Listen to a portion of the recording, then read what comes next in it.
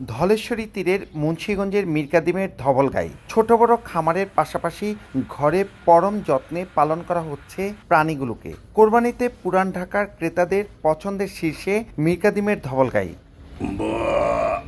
চোখের পাপড়ি, শিং, নাকের সামনের অংশ, খুর, লেজের পশম সহ পুরো দেহ সাদা, গড়নেও আলাদা আকর্ষণ।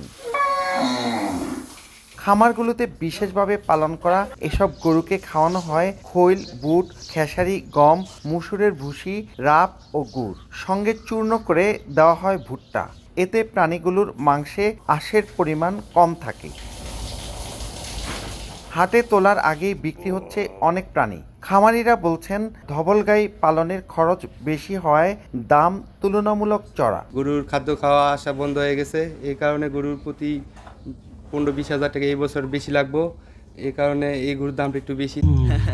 ঈদের খুশি হোক না আরো বেশি, আর খুশির আয়োজন মানেই চাষি সুগন্ধি চিনি গুঁড়া চাল। বিভিন্ন জায়গা থেকে আসে আমাকে ওই পুরান ঢাকার লোকেরা আমাকে মুন্সিগঞ্জ আসে খামার থেকে গরু কিনে নিয়ে যায়। 2 বেলা খাওয়াই, 2 বেলা গোসল করাই, বালা যত্ন নেই।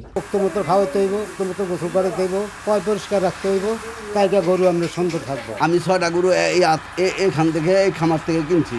এই যে মালিকগুলো হয় আমার ব্যবসা চারা পাইলে গেছে, এখন প্রায় এটা সংকট, এখন আর বেশি একটা পালে না, কারণ রয়েছে জায়গা বাসা কমে গেছে।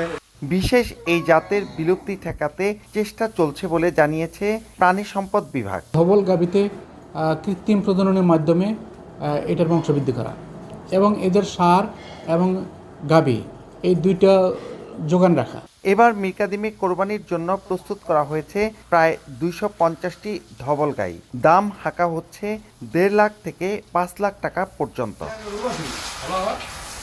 নাসির উদ্দিন উজ্জ্বল, সময় সংবাদ, মুন্সিগঞ্জ।